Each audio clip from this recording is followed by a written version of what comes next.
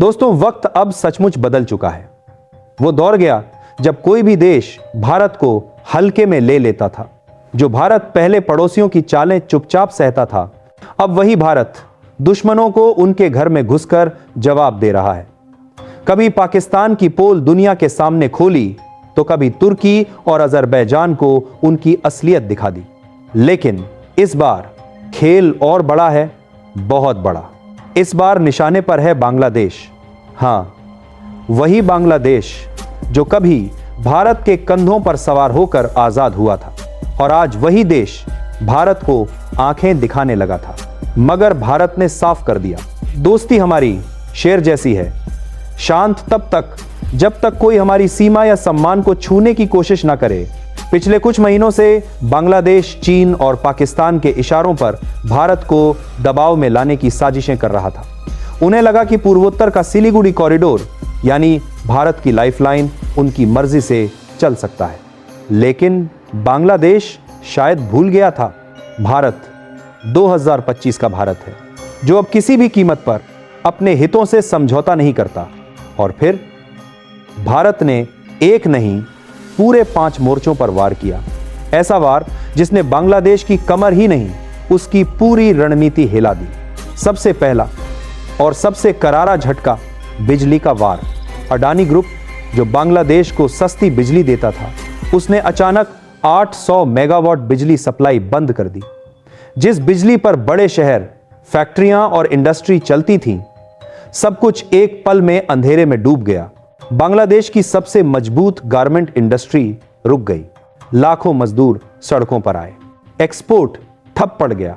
लेकिन सस्पेंस यही नहीं खत्म होता। जो बिजली पहले 14 यूनिट मिलती थी, अब वही बिजली 40 यूनिट में ऑफर की गई। सीधा 3 गुना। बांग्लादेश के पास कोई रास्ता नहीं बचा, क्योंकि उनके अपने पावर प्लांट या तो पुराने थे या फिर गैस की भारी कमी से जूझ रहे थे।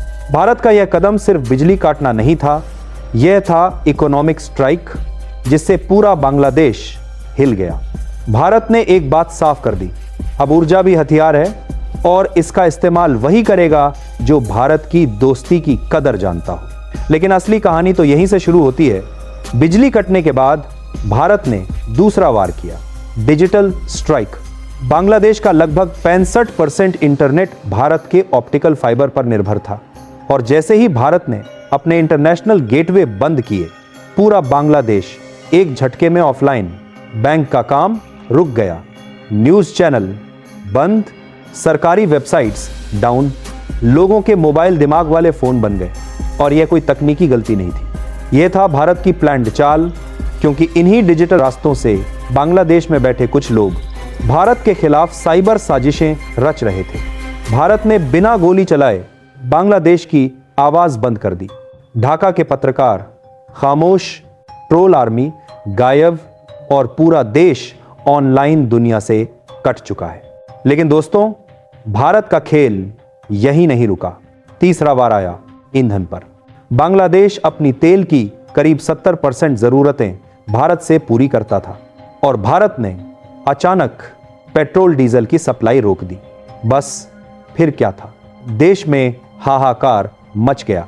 पेट्रोल पंप खाली, फैक्ट्रियां बंद, स्कूल बसें खड़ी, और तो और एम्बुलेंस तक फ्यूल के बिना सड़कों पर फंसी पड़ी थी।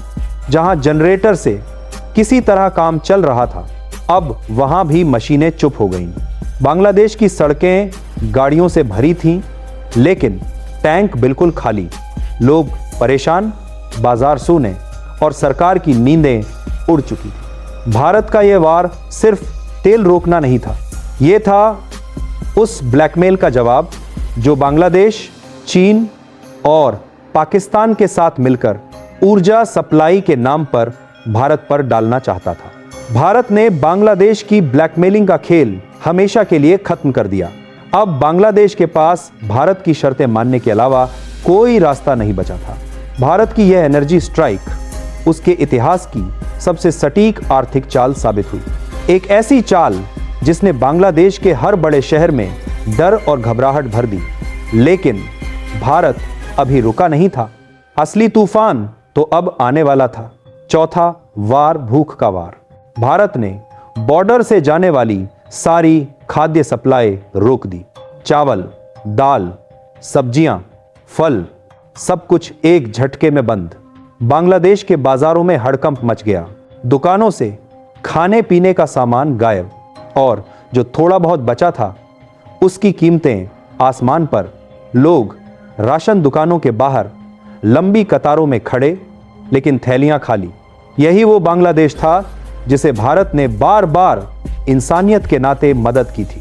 पर अब वही देश चीन के इशारे पर भारत को नीचा दिखाने की कोशिश कर रहा था। भारत ने इस वार से एक साफ संदेश दे दिया, दोस्ती की कीमत होती है और जो कदर नहीं करेगा वह मदद का हकदार नहीं रहेगा। और अब आता है आखिरी प्रहार, भारत का 5वां और सबसे घातक वार, बॉर्डर सील स्ट्राइक। भारत ने 496 किमी लंबी सीमा को पूरी तरह लॉक कर दिया। अब ना बांग्लादेश से कोई सामान भारत में आ सकता था, न भारत का कोई ट्रक बांग्लादेश में जा सकता था। बांग्लादेश का कपड़ा उद्योग जो भारत के बाजार पर निर्भर था, एक पल में ठप पड़ गया। सीमा पर हजारों ट्रक खड़े, लाखों करोड़ों का माल अंदर ही अंदर सड़ रहा है। ढाका के कारोबारी हाथ मलकर रह गए, लेकिन कुछ कर नहीं पा रहे। यह था भारत का फाइनल गेम, बांग्लादेश की सप्लाई चेन को पूरी तरह तोड़ देना और दुनिया को बता देना कि जो देश चीन का झंडा उठाएगा उसे भारत के बाजार में जगह नहीं मिलेगी। इन 5 वारों के बाद बांग्लादेश की हालत बदतर हो चुकी है। बिजली गई तो अंधेरा, इंटरनेट गया तो खामोशी, ईंधन गया तो सड़कों पर गाड़ियां लाचार, खाद्य सप्लाई बंद तो जनता भूखी और बॉर्डर सील तो व्यापार खत्म। ये सिर्फ 5 झटके नहीं थे, ये थे नए भारत की नई नीति का खुला ऐलान।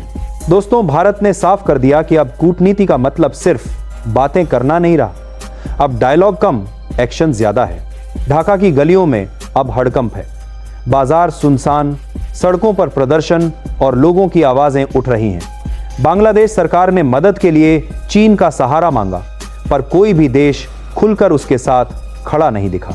जब बांग्लादेश ने संयुक्त राष्ट्र में भारत के खिलाफ शिकायत की, तब भारत की प्रतिनिधि ने ऐसा करारा जवाब दिया कि पूरा हॉल तालियों से गूंज उठा।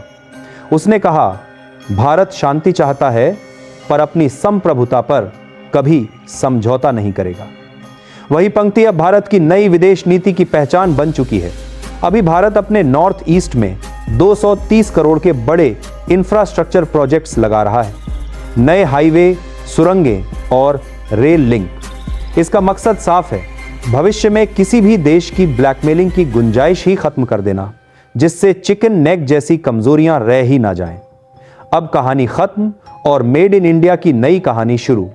यह पूरा घटनाक्रम केवल बांग्लादेश के खिलाफ नहीं था, यह एक सबक था उन सभी के लिए जो भारत की दोस्ती का फायदा उठाकर साजिश करते हैं, चाहे पाकिस्तान हो, तुर्की हो या चीन। अब भारत हर मोर्चे पर तैयार है।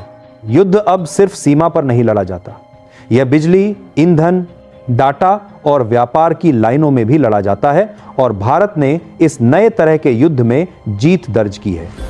दुनिया अब मान रही है कि भारत सिर्फ क्षेत्रीय शक्ति नहीं रह गया, वह वैश्विक स्तर पर उभरती ताकत है। भारत की रणनीति इतनी निखरी हुई है कि वह बिना गोली चली प्रभावी आर्थिक, डिजिटल, डिप्लोमेटिक कदमों से किसी प्रतिकूल कदम का जवाब दे सकता है।